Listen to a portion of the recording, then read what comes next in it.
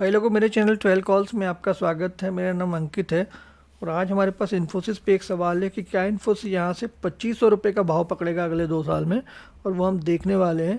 But इसके पहले मेरा स्टैंडर्ड डिस्क्लेमर कि ये सिर्फ एक एजुकेशनल वीडियो है। अगर आपको इक्विटी में इन्वेस्टमेंट करना है तो प्लीज़ अपने फाइनेंशियल एडवाइज़र की सलाह लें। चलिए इन्फोसिस के फाइनेंशियल पर नज़र डालते हैं तो यहाँ हम देखते हैं कि रेवेन्यू कंटिन्यूसली बढ़ता जा रहा है। यहाँ 70,000 करोड़ 5 साल पहले था और बढ़ के 1,21,000 करोड़ हुआ, तो कि कंटिन्यूसली बढ़ रहा है। प्रॉफिट की भी बात करें तो कंटिन्यूसली बढ़ रहा है 16,000 करोड़ से 22,000 करोड़।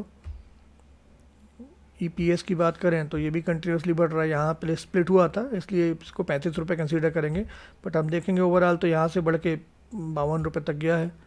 बीबीपीएस की बात करते हैं, अगेन सेम थिंग, तो ये भी कंटिन्यूसली बढ़ता जा रहा है। आरओई की बात करें तो ये भी कंटिन्यूसली बढ़ता जा रहा है शेयर का, और लास्ट 1 ईयर में देखेंगे तो 35% से 29% हुआ, 25% से 29% हुआ है, जो कि 400 बिप्स का जंप है, जो कि बहुत अच्छा जंप है। डेब की बात करें तो जीरो डेब है कंपनी के पास। हम 5 साल के डेटा को देखते हैं, वीकली चार्ट है, और इसमें जनरली देखते हैं कि इन्फोसिस में कभी भी बड़ा डिप आया तो उसके बाद हमेशा अपसाइड आया। तो यहाँ पे हम देखते हैं कोरोना का डिप आया था और ये करीब 25-30% का डिप था, और यहाँ से भी बड़ा अपसाइड आया था। अभी के लिए देखेंगे तो ये 1900 का भाव है, और यहाँ से शेयर एक बार 1400 तक आया, फिर ऊपर गया, फिर 1400 तक आया, फिर ऊपर गया, और जब ये नीचे आया लास्ट टाइम तो ये 1450 तक आया। मतलब इसने ये बॉटम को नहीं तोड़ा, इसके ऊपर बॉटम बनाया।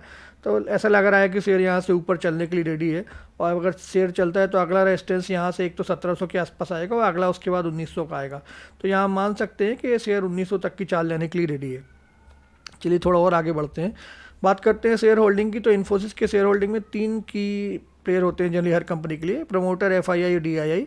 और इन्फोसिस की शेयर होल्डिंग की बात मैं इसलिए कर रहा हूँ कि यहाँ पे जो तीनों के तीनों जो की होल्डर हैं, ये तीनों के तीनों अपनी होल्डिंग बढ़ा रहे हैं, और पब्लिक की होल्डिंग घटती जा रही है। जैसे हम बात करें प्रमोटर की तो इनकी होल्डिंग बढ़ती जा रही है, 13% से 15 हो गई। एफआईआई की तो ये भी बढ़ती जा रही है, और यहाँ पर्टिकुलर इस वाले क्वार्टर को देखें तो एफआईआई ने 31.7 से लेकर 36.2, ये करीब 5% की अपनी होल्डिंग बढ़ाई है। 5% बोलेंगे तो थोड़ा समझने में नहीं आता, तो 5% समझाने की कोशिश करता हूँ। मार्केट के करीब 6,60,000 करोड़ का, इसका 5% होता है 33,000 करोड़। तो ये 3 महीने में एफआईआई ने इन्फोसिस में 33,000 करोड़ डाले हैं, ठीक है। ऐसे हम बात करते हैं डीआईआई की, तो अपने म्यूचुअल फंड और एलआईसी, इनकी भी होल्डिंग देखेंगे तो कंटिन्यूसली बढ़ रही है।